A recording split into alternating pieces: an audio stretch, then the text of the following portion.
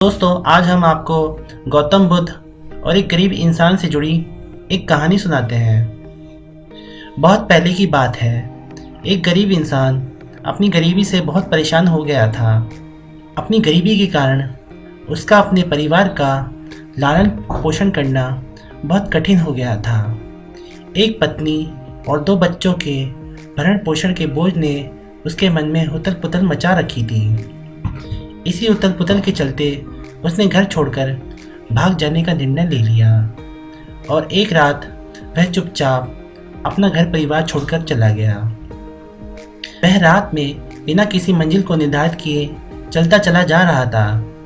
जब वह एक नदी किनारे पहुंचा तो उसने देखा वहां गौतम बुद्ध अपने शिष्यों के साथ डेरा डाले हुए हैं।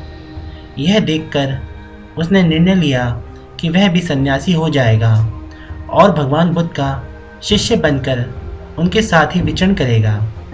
यह निर्णय लेकर वह गौतम बुद्ध के डेरे में जाकर उनके चरणों में गिर गया और उनसे विनती करने लगा कि वह अपना शिष्य बनाकर अपने साथ रख ले। भगवान गौतम बुद्ध ने उस गरीब इंसान पर कृपा करके उसे अपना शिष्य बना लिया।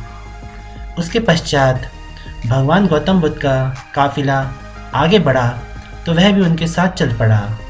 गर्मी का महीना था, अतः गौतम बुद्ध का काफिला चलता ही जा रहा था। जब वह एक जंगल में पहुंचे तो सभी लोग पेड़ के नीचे विश्राम करने के लिए रुक गए। गर्मी के कारण भगवान गौतम बुद्ध को काफ़ी जोरों से प्यास लगी थी। उन्होंने अपने शिष्य से कहा कि यहाँ पास में सरोवर है, तुम वहाँ से पानी ले आओ। भगवान गौतम बुद्ध का आदेश सुनकर वह सरोवर से पानी लेने चल पड़ा। जब वह सरोवर के पास पहुंचा तो उसने देखा कि कुछ जंगली जानवर सरोवर में उद्यम मचा रहे हैं। परंतु जब वह सरोवर के पास पहुंचा तो सभी जानवर डर के मारे भाग गए। उस शिष्य ने सरोवर के पास देखा कि सरोवर का पानी जानवरों के उद्यम मचाने से काफ़ी गंदा हो गया है। सरोवर का कीचड़ और सड़े गले पत्ते बाहर उभरकर आ गए थे। इतना गंदा पानी देखकर वह बिना पानी ले ही वापस आ गया और भगवान गौतम बुद्ध से बोला, भगवान, उस सरोवर में तो पानी बहुत गंदा है, उसे तो पिया ही नहीं जा सकता। शिष्य की बात सुनकर भगवान कुछ देर तक नहीं बोले। फिर उससे कहा, जाओ जाकर उस सरोवर से पानी ले आओ। भगवान गौतम बुद्ध का आदेश सुनकर वह शिष्य पानी लेने फिर चल पड़ा, परंतु मन में यही सोचता रहा कि भगवान गौतम बुद्ध इतना गंदा पानी पिएंगे कैसे। जब वह चलता हुआ सरोवर के पास पहुंचा तो यह देखकर हैरान हो जाता है कि सरोवर का पानी निर्मल और स्वच्छ हो गया है।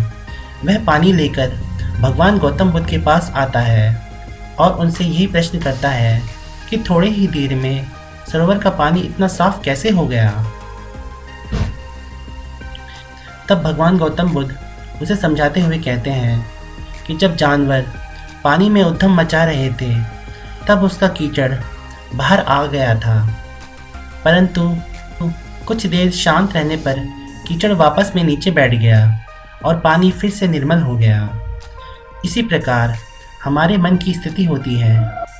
जीवन की भागदौड़ और कठिनाइयाँ हमारे मन में उथल पुथल कर देती है और तब हम गलत निर्णय ले लेते हैं।